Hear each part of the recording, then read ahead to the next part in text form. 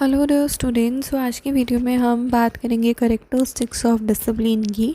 तो सबसे पहला करेक्टरिस्टिक डिसिप्लिन का है internal and voluntary character.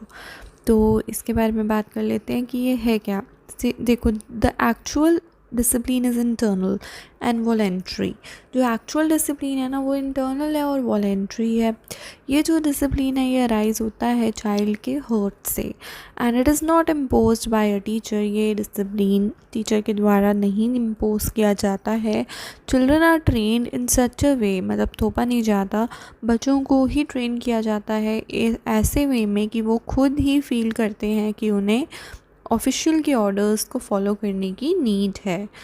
Sense of reference भी क्रिएट होता है सिस्टम के लिए एंड रूल्स के लिए। एज अ कॉन्सिक्वेंस डिसिप्लिन जो है चाइल्ड की हैबिट बन जाता है जो लाइफ टाइम उसके साथ रहता है। जो सेकंड करेक्टरिस्टिक है वो है डिसिसिव एंड अफर्मेटिव। जो एक्चुअल डिसिप्लिन है वो डिसिसिव और अफर्मेटिव कैसे है? It is not destructive and negative. जो डिसिप्लिन है ना तो वो डिस्ट्रक्टिव है ना ही वो नेगेटिव है। ये डेवलप करता है पॉजिटिव ट्रेंड्स को, इंटरेस्ट को, आइडियल्स को एंड पर्सपेक्टिव्स को चिल्ड्रन के अंदर, एंड इंश्योर करता है कि वो स्कूल मैनेजमेंट के लिए रिस्पेक्ट रखें और दिखाएं। नेक्स्ट है collaborative.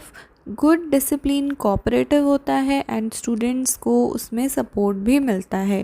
Schools and social life में collaborative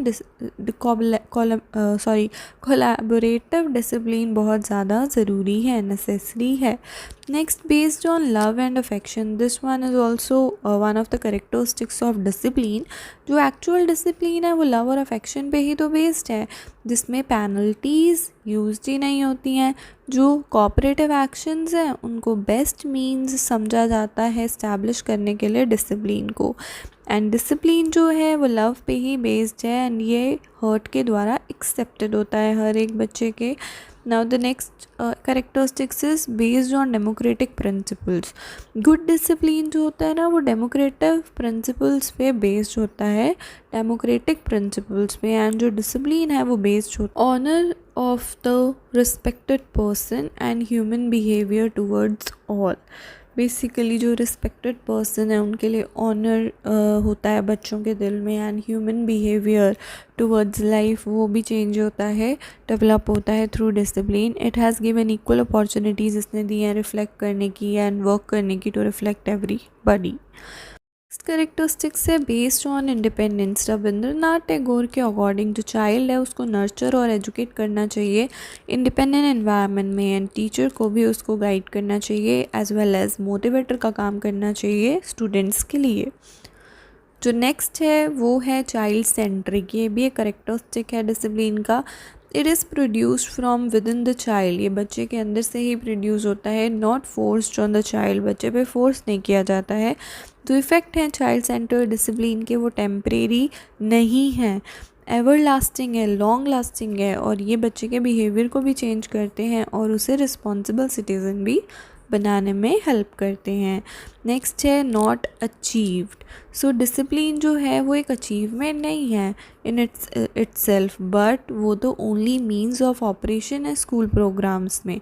according to secondary education commission discipline fruitful है और ये नेचुरल रिजल्ट है, और रिजल्ट कोलैबोरेटिव वर्क का है जो कि मिल करके कोऑपरेट करके आपस में बच्चे करते हैं या मैनेजमेंट का स्टाफ टीचर्स करते हैं।